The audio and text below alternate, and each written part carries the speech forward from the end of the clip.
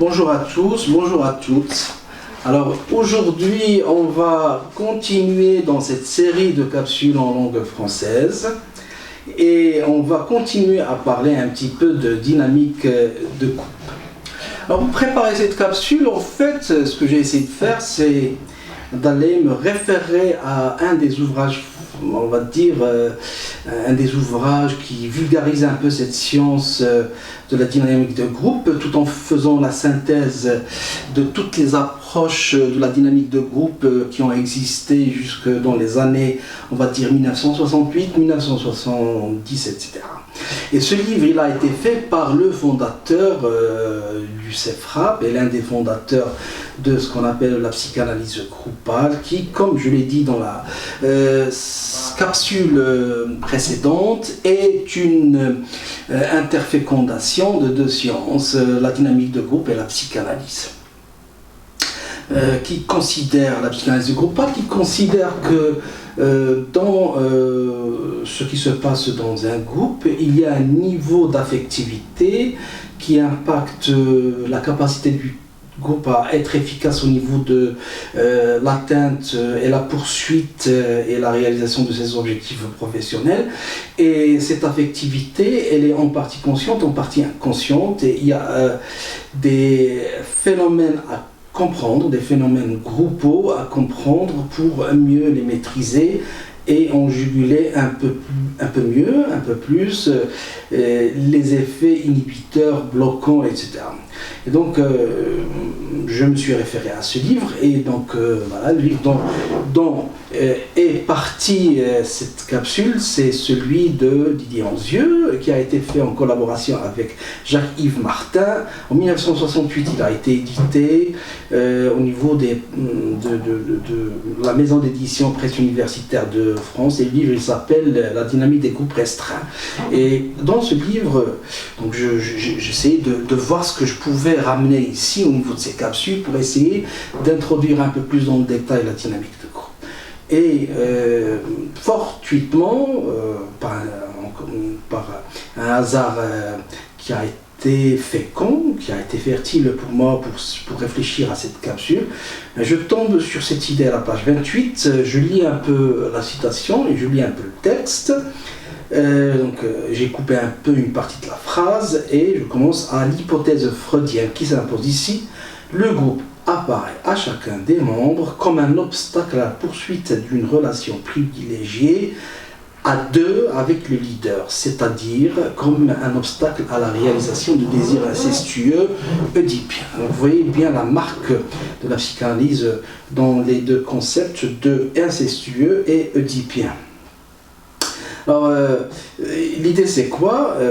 Pourquoi est-ce que cette idée elle m'a provoqué? C'est parce que il y a cette chose que je sais d'avance, que je sais pour avoir aussi pratiqué les groupes, qui est ce fait que vous connaissez aussi, mais de façon un peu plus intuitive et pas suffisamment réfléchie. Et donc, quand vous êtes dans une relation à un chef, dans un groupe, vous pouvez être, au lieu d'être actant et acteur, et au lieu d'infléchir de façon objective et d'infléchir de façon profitable pour vous et pour les autres, cette tendance que vous avez à vous de vouloir établir, comme dit la citation, une relation privilégiée avec le chef.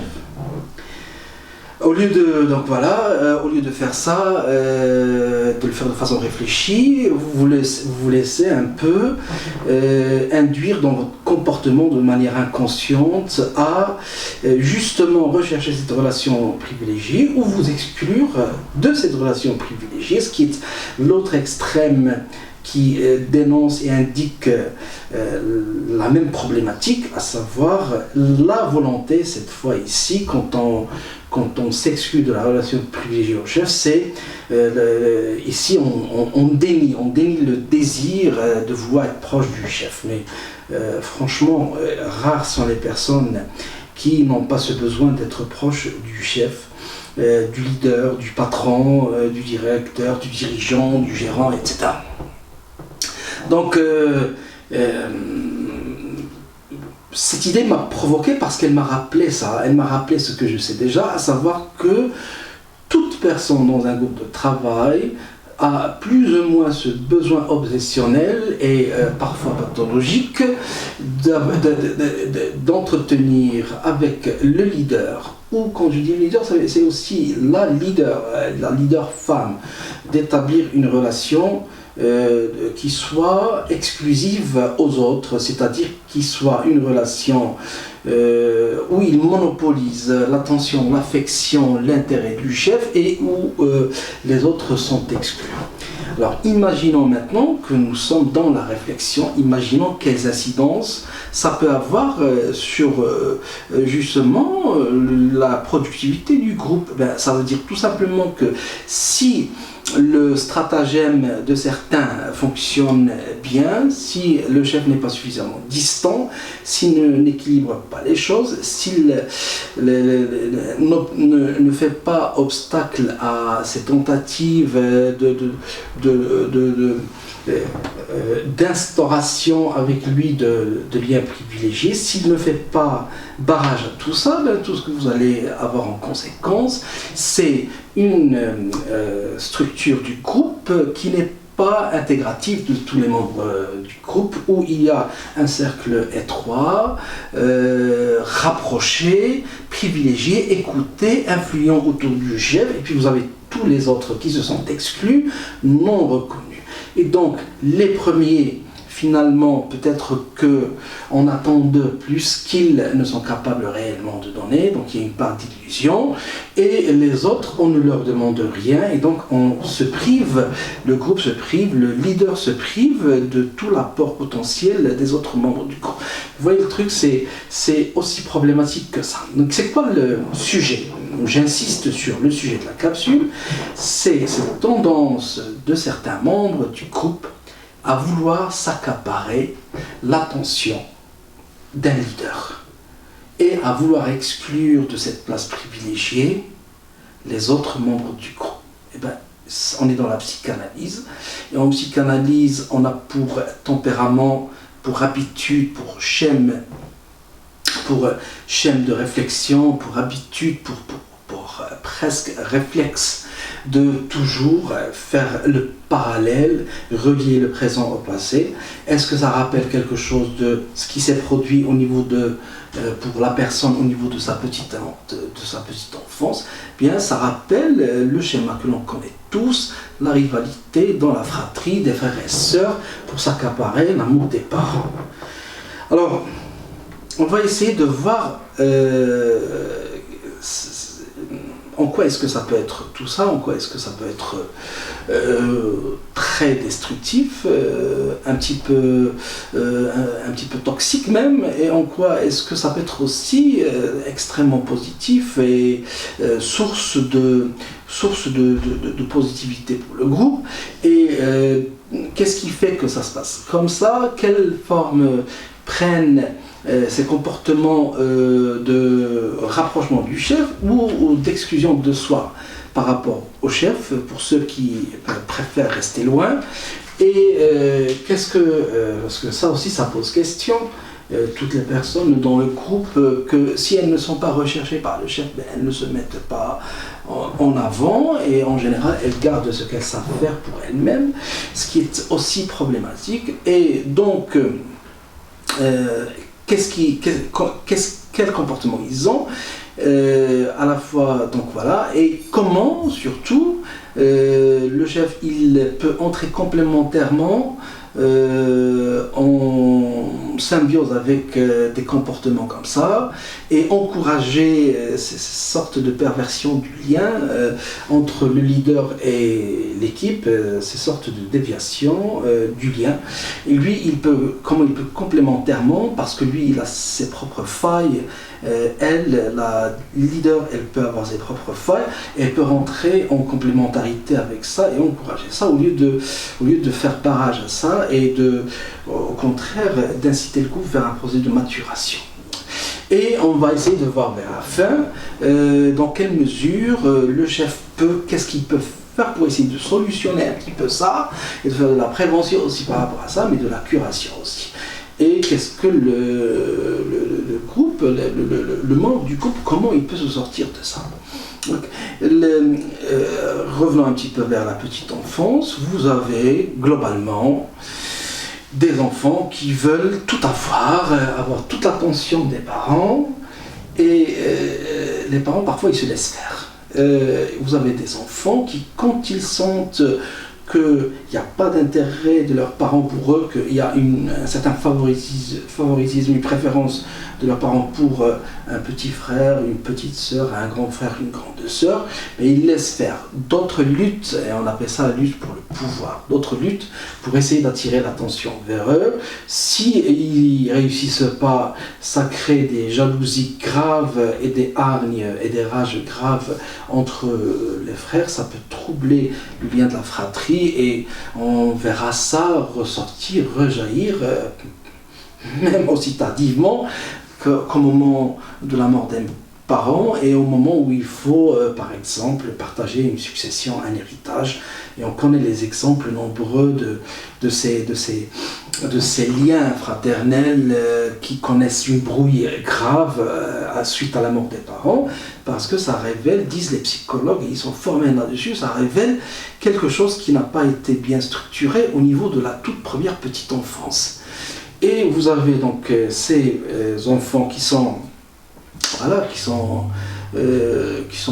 arrivent à accaparer l'amour des parents, qui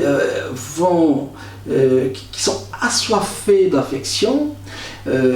Cette affection, on ne peut pas la rassasier, donc il n'y a pas de limite, et il n'y a pas de limite pour leur besoin d'exclure leurs frères. Et donc si on les laisse faire, ils deviennent extrêmement destructifs vis-à-vis de leurs frères et sœurs.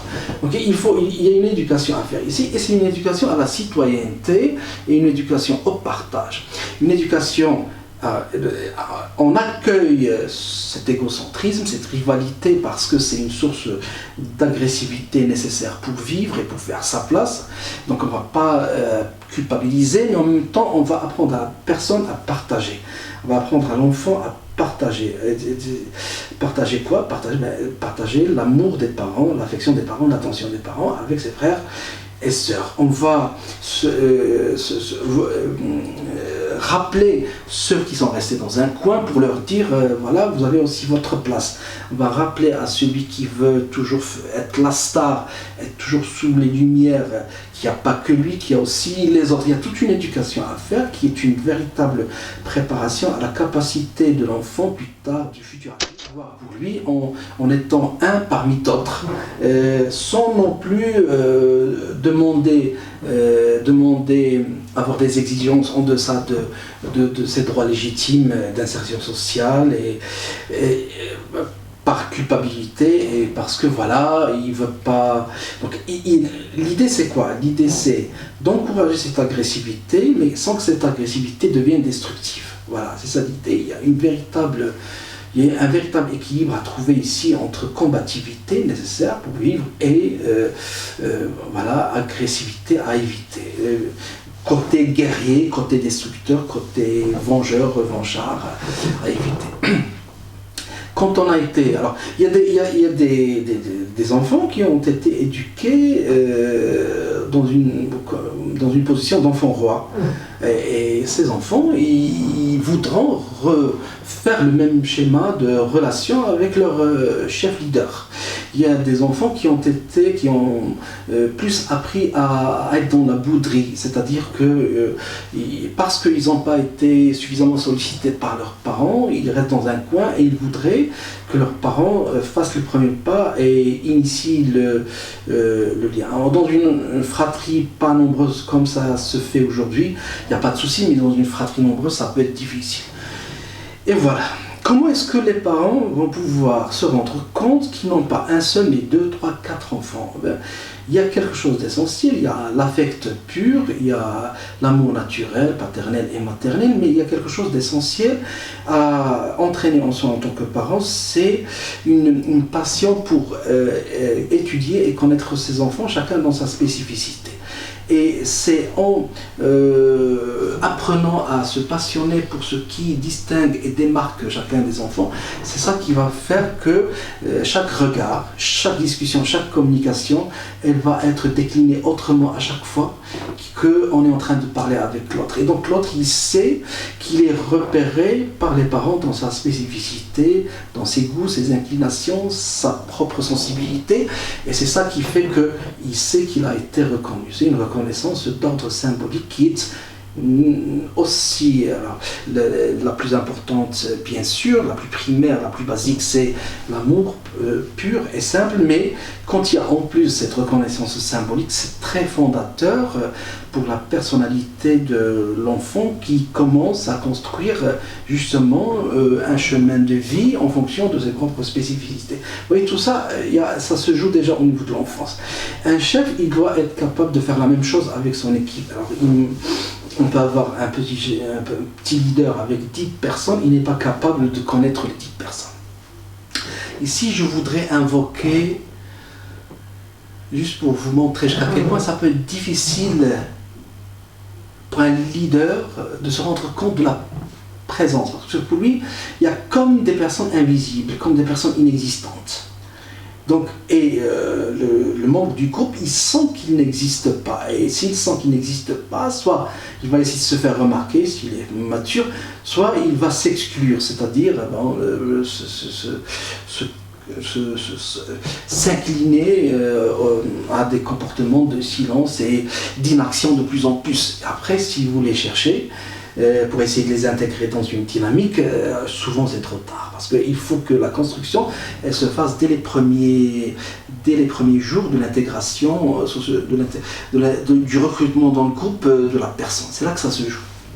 Alors, pour vous montrer jusqu'à quel point ça peut être difficile pour un chef de remarquer la présence de chacun et de chacune dans sa singularité, je vais ici invoquer un conseil que nous disait Madame Souad Barada, qui est mon enseignante à la faculté des sciences de l'éducation en 1995, 94-95, auprès de qui j'ai appris ce métier de la psychanalyse groupale. Alors, son objectif, c'était pas de nous transmettre le métier, mais de nous transmettre juste une éducation à ça, une initiation à ça, pour que nous soyons, en tant que membres d'une équipe de travail, un peu plus fécond, fertile et productif, et un peu moins destructif et antiproductif.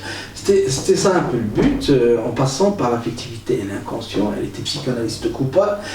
Et elle nous disait un conseil aux futurs enseignants que nous allions être. Elle nous disait, en sortant d'une séance de cours, dites-vous qui j'ai vu parmi les élèves et les étudiants, qui j'ai pas vu.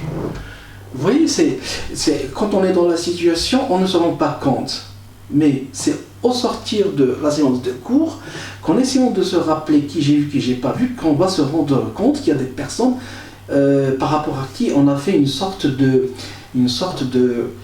déni, une sorte d'aveuglement, une sorte de résistance psychologique. Alors, et donc la personne n'est pas intégrée dans notre conscience du groupe, conscience des éléments du groupe.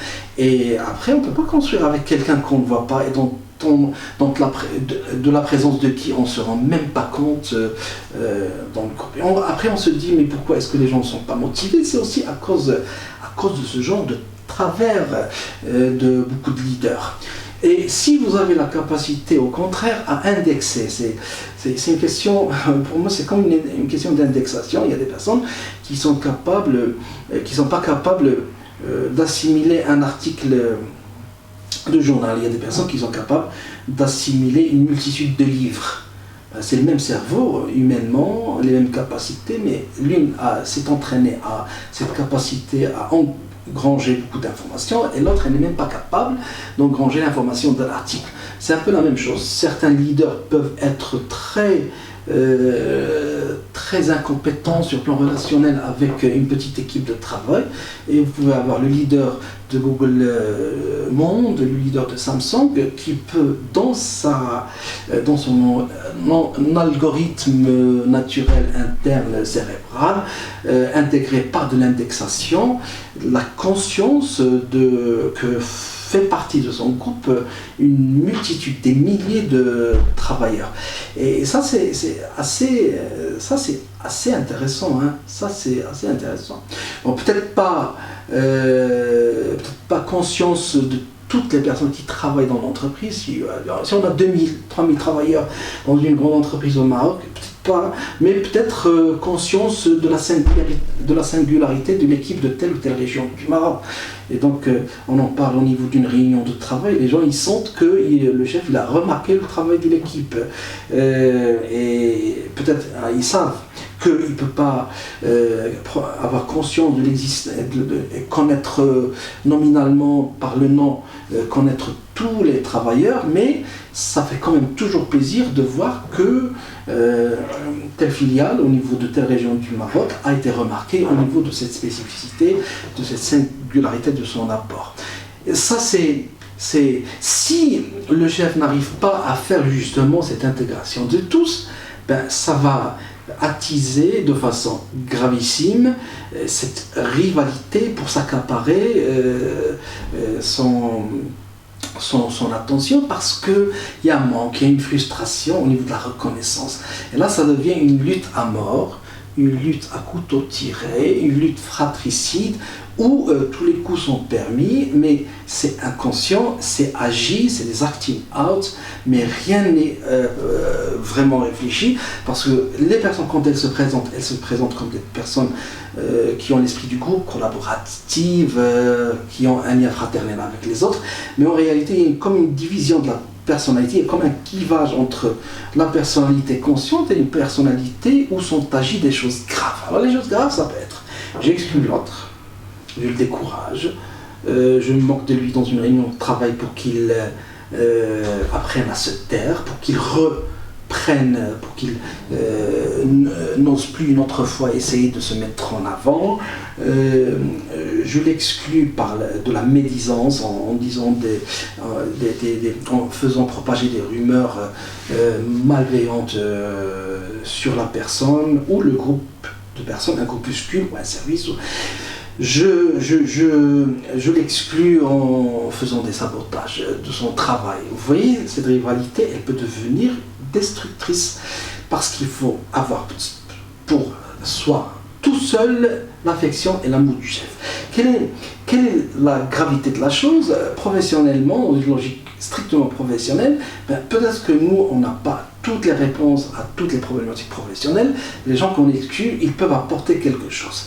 Est-ce qu'on est capable d'être dans le partage, d'être c'est ça la question, d'être dans le partage, d'être dans une conscience de groupe, ou est-ce qu'on est comme un enfant, puéril, immature, même si on a 40 ans, 50 ans de diplôme et une expérience et des expériences professionnelles et des responsabilités et le respect de tous, peut-être qu'on agit comme un petit enfant qui veut tout garder pour lui en ce qui concerne, qui veut avoir toutes les lumières des projecteurs projetés sur lui.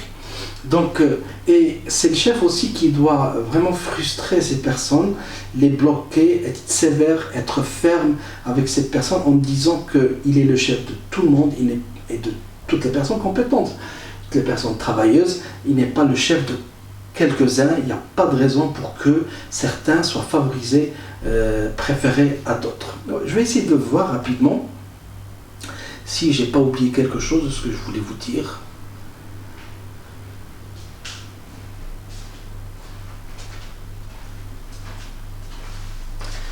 Peut-être pour conclure, là où le travailleur apprendra à partager, c'est quand il apprendra que le fait d'être dans une certaine alternance entre les lumières et l'ombre, c'est pas une destitution à chaque fois de son statut de personne starifiée, mis sur un pédestal, mis sous les projecteurs.